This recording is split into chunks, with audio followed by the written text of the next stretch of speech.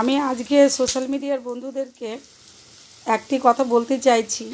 এই দেখুন, আমার কাছে কেটে রাখা আছে শসা, মানে কিউকাম্বার। তো ওই কিউকাম্বার দিয়ে আমি আজকে ফ্রাই করব, মানে কিউকাম্বার ভাজবো।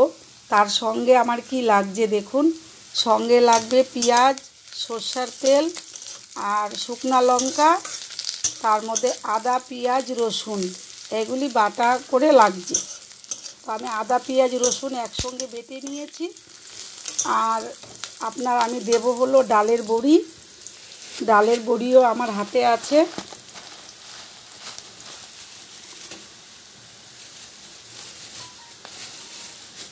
ডালের বড়ি দিয়ে করা হবে। এই যে ডালের বড়ি, এই ডালের বড়িগুলোকে এরকম ভেঙে ভেঙে আমি তেলের মধ্যে ছেড়ে দেব।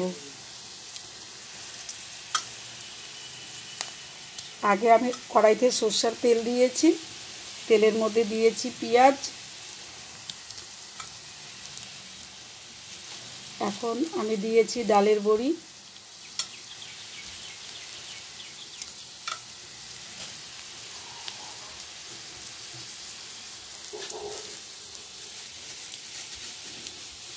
এই যে ডালের বড়ি দিয়ে দিয়েছি।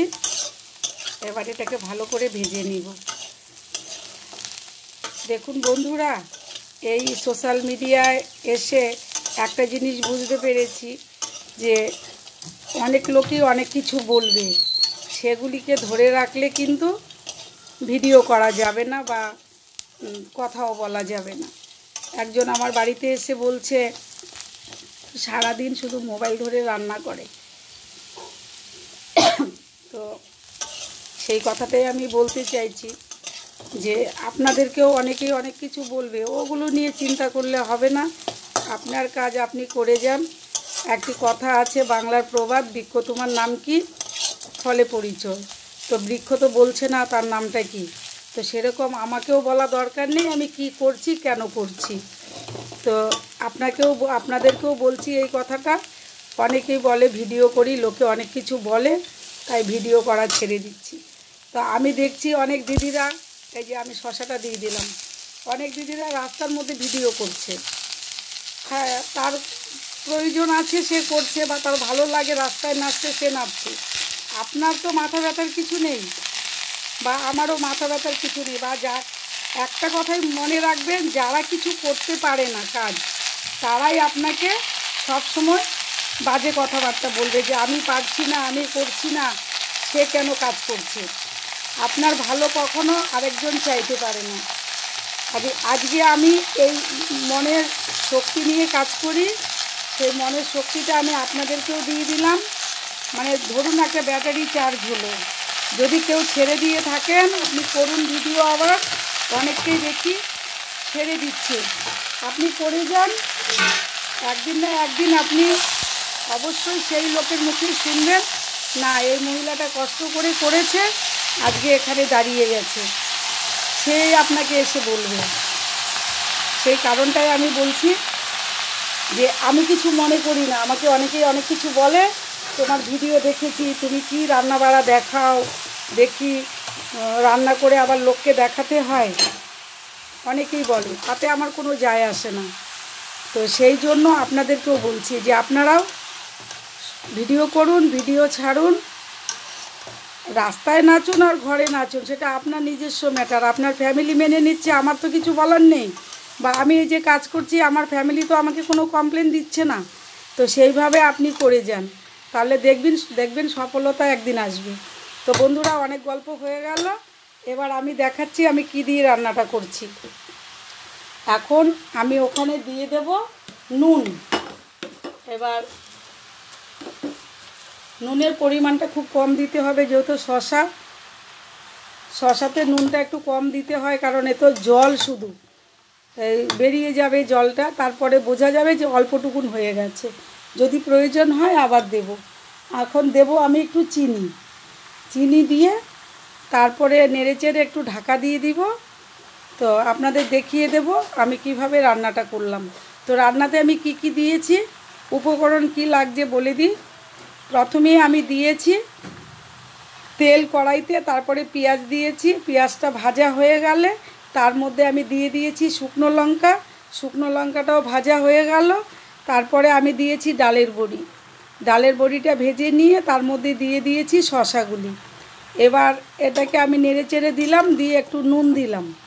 এই দেখুন সব জল ছেড়ে দিচ্ছে, এই দেখে নিন নুন দিয়েছি। এবার আমি দেব হলো একটু সামান্য হলুদ, কারণ শসা, লাউ, কুমড়ো এই জাতীয় জিনিস কিন্তু নুনটা খুব কম দিতে হয়, নুনটা টানতে পারে না। সরি, নুন বলছি, হলুদটা টানতে পারে না। নুন হলুদ দুটোই কম লাগে।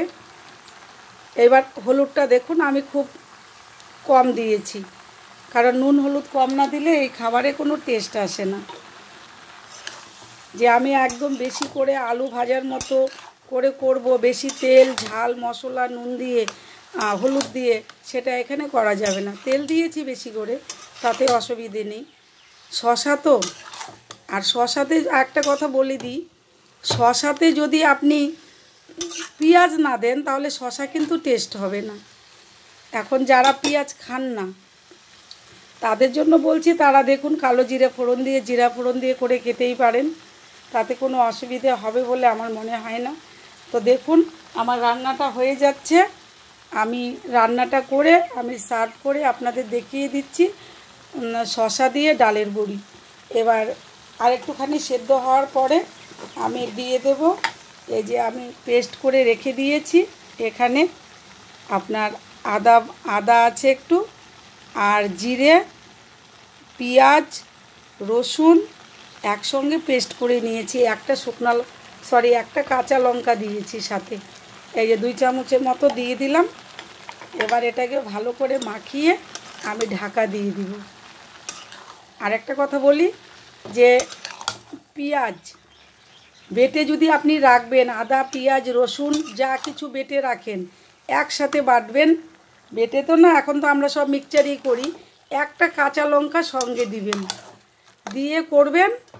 তারপরে আপনার দেবেন হলো নিচে, কৌটোর নিচে একটু নুন দেবেন, নুন দিয়ে তার উপরে রাখবেন। তাহলে দেখবেন আপনি 4, 5, 6 দিন রেখে দিন, ফ্রিজ না থাকলেও অসুবিধে নেই, এতে কিন্তু নষ্ট হবে না বা গন্ধ হবে না।